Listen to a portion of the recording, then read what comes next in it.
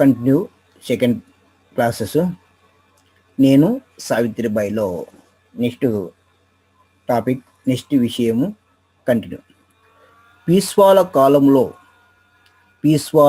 కాలంలో శూద్ర అతిశూద్ర కులాల గొడవలు తారాస్థాయికి చేరడం వల్లనే బ్రిటిష్ వాళ్ళు మన దేశంలో చొచ్చుకు రాగలిగారు. బాలాజీ పీస్వా అలాంటి కాలంలో శూద్రులు అతిశూద్రులు అంటే మనలోనే కొట్టాడ జరిగింది. ఆ కొట్టాడ వలన మనకు బ్రిటిష్ వాళ్ళు మనలో ఐకమత్యం లేకపోవడం వలన వ్యాపార మార్గానికి వచ్చి మన దేశంలోకి చొచ్చుకొని వచ్చారు. ఈ తేడాలు చదువు వల్ల మాత్రమే పోతాయి. విద్య ఈ వివక్షలను పోగొట్టగలుగుతుంది. అంటే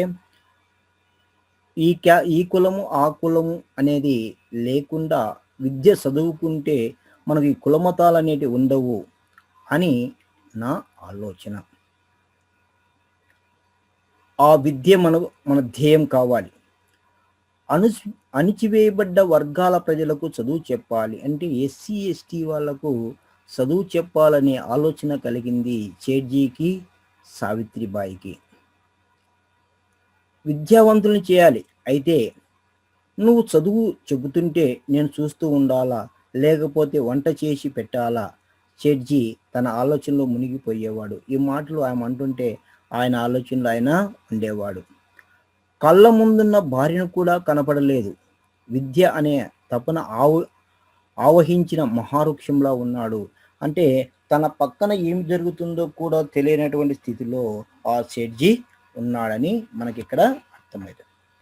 కొన్ని రోజుల తర్వాత సేఠ్జీ సాగర్ వెళ్ళాడు. ఆయన బుర్రలో మీనింగ్, ఆయన తల్లో ఒకే ఒక విషయం తిరుగుతుంది.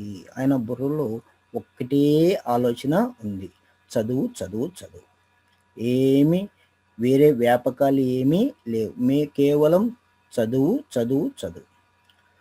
సదాశివ గోవిందు ఆ రోజుల్లో సాగర్లో ఉండేవాడు. సదాశివ గోవింద్ అని ఆయన మన నాగార్జున సాగర్లో ఉండేవారు.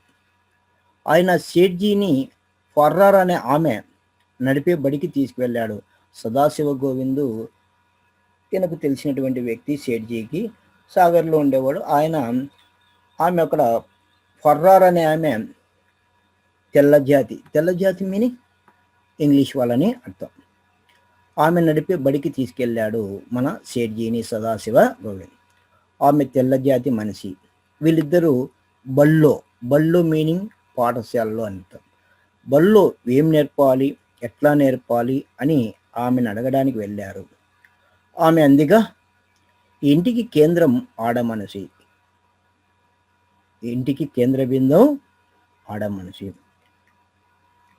ఇంట్లో ఇల్లాలు చదువుకుంటే, ఇంట్లో స్త్రీ చదువుకుంటే ఆ ఇంటికంతా వెలుగు అనే నానుడి వచ్చేసింది. ఆమె చదువుకుంటే కుటుంబం బాగుపడుతుంది, లేకపోతే లేదు. మీరు మీ ఆడవాళ్ళకు చదువు చెప్పించకపోవడం అన్యాయం, ఘోరం అన్నది ఆమె. ఎవరు? ఫర్రార్ అనే ఆమె బ్రిటిష్ వారికి సంబంధించిన ఆమె. మీరు మీ స్త్రీలకు చదువు చెప్పకపోవడం వల్లనే ఇంత పరిస్థితి దాపరించిందని చెప్పింది. అంతే సేఠ్జీ తలలో తొలుస్తున్న పురుగు తన దారి కాస్త మార్చుకుంది. ప్రతి మగవాడు తన భార్యకు చదువు నేర్పాలి. అక్కడి నుంచి రావడమే పలక బలపం పుస్తకాలతో వచ్చాడు.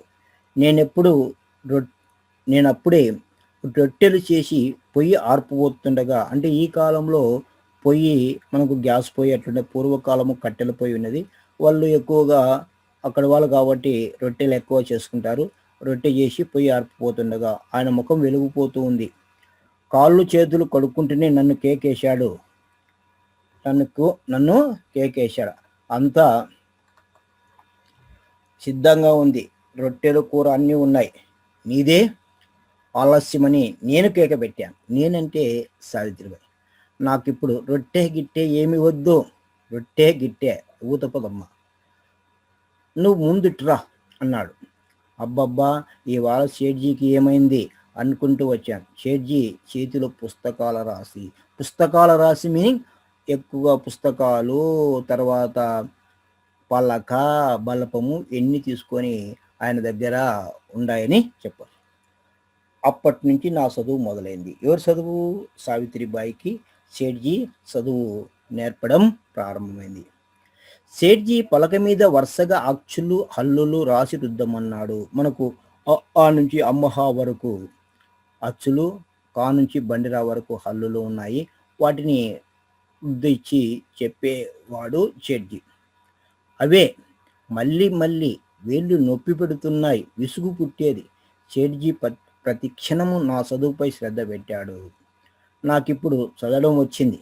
నిన్న మొన్నగానే సేట్‌జీ నాకు అన్నీ చదివి వినిపించేవాడు. ఇప్పుడు నేను మాటలు గుర్తుపడుతున్నా. అక్షరాలు, మాటల వాక్యాలు నా ముందు నాట్యం చేస్తున్నాయి. గొబ్బిళ్ళ పాటలన్నీ రాయాలనిపించేది. ఎవరికి? సావిత్రిబాయికి.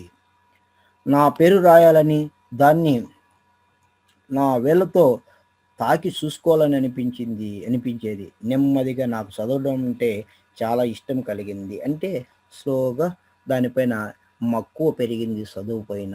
చివరికి సావిత్రిబాయికి. ఒకరోజు మా అమ్మగారు అడిగారు. అంటే సేట్‌జీ వాళ్ళ తండ్రి గారు అడిగారు. జ్యోతిపుల సావిత్రికి ఎందుకు చదువు నేర్పుతున్నావు అని. ఆయన ఏమన్నాడు? జ్యోతి ఎందుకు నేర్పకూడదు అని సేట్‌జీ అన్నాడు.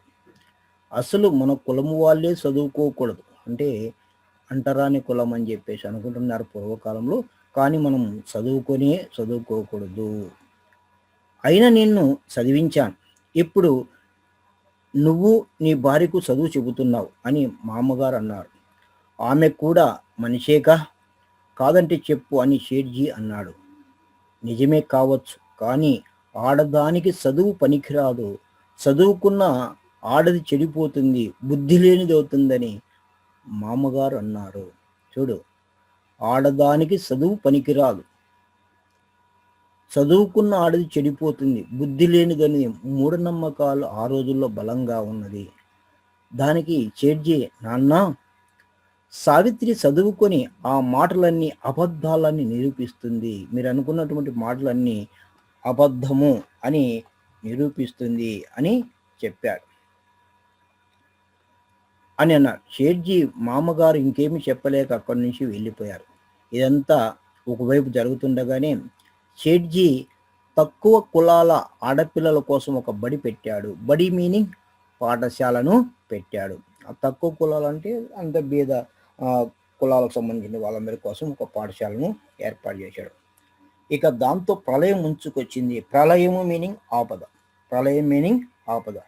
ఎవరేమనుకున్నా సరే సేట్‌జీ ఖాతరు చేయలేదు మీనింగ్ లెక్క చేయలేదు. బడి బ్రహ్మాండంగా ఉంది. అన్నా సాహెబ్ సీప్లుంకర్ భవనంలో ఆడపిల్లల కోసం రెండో బడి కూడా మొదలైంది. అంటే మొదటి పాఠశాల విద్యార్థులు పూర్తిగా నిండిపోయారు. రెండో పాఠశాలను కూడా స్థాపించడం జరిగింది.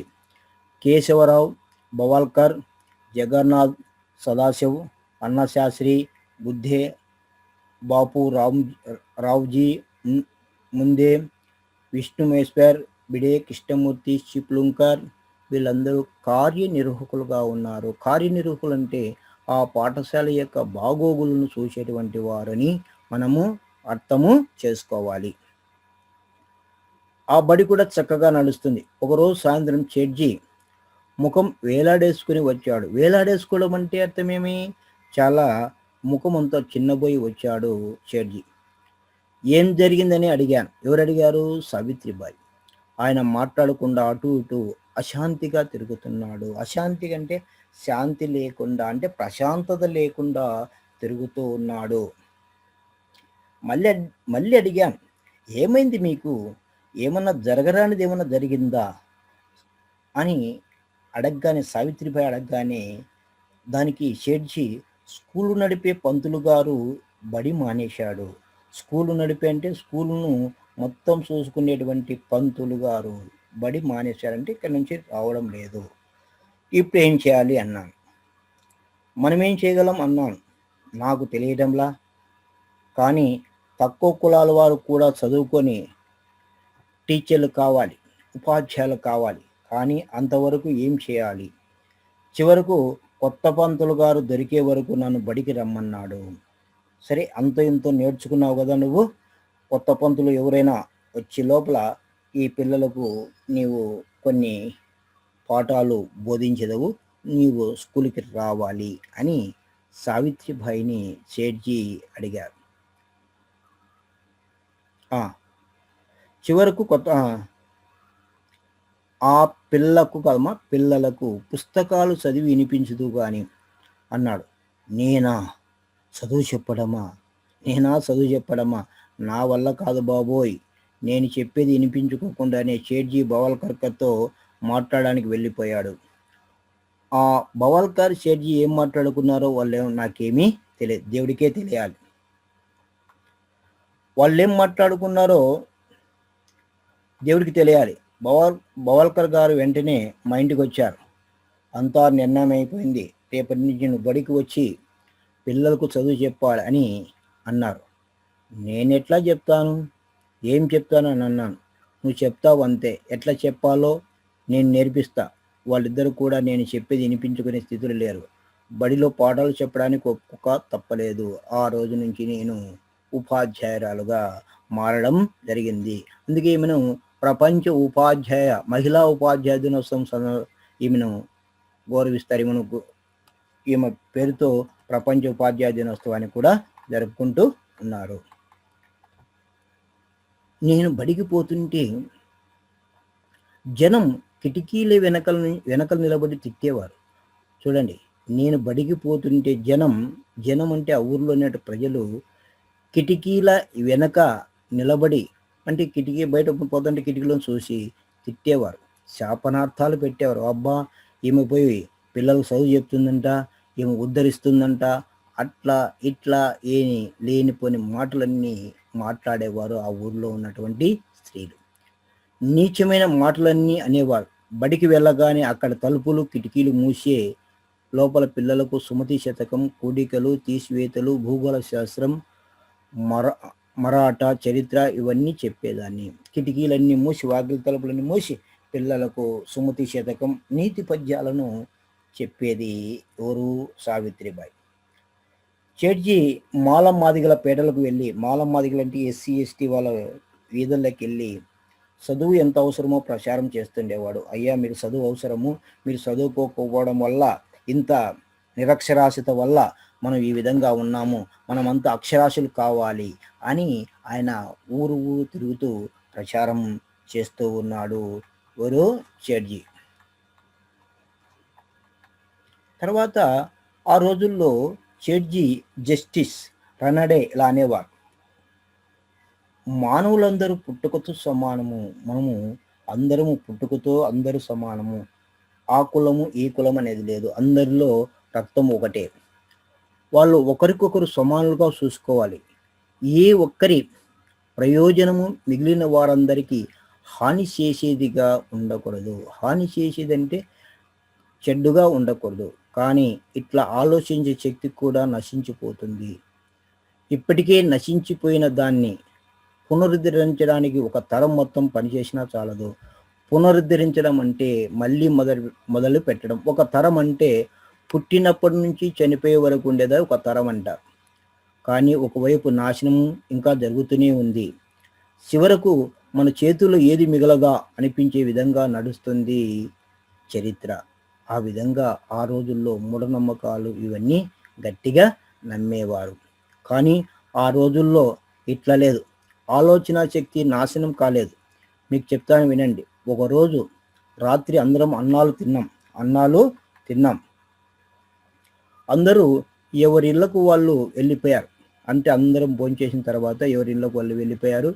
సేఠ్జీ లెక్కలు చూసుకొని నిద్రపోవడానికి సిద్ధమయ్యాడు. అంటే జమా ఖర్చులు చూసుకొని సిద్ధమయ్యాడు. దుప్పట్లు కప్పుకున్నాం. ఇంతలో పెరటి గుమ్మం మీనింగ్ ఇంటి ముందర తలుపు కిర్రుమన్న చప్పుడు. ఇద్దరు మనుషులు గొడ్డలతో ఆ తలుపు గుండా చప్పుడు చేయకుండా వస్తున్నారు. ఆ మసక వెలుతురులో, అంటే కారు చీకట్లో కూడా వాళ్ళ ముఖాల్లో భీకరత్వం కనపడుతుంది. భయంకరంగా ఉన్నారు వాళ్ళు. నేను పెద్దగా అరిచాను. సేట్‌జీ కూడా ఎవరు వాళ్ళు అని అడుగుతున్నంతలో వాళ్ళొచ్చి మా ముందు నిలబడ్డారు.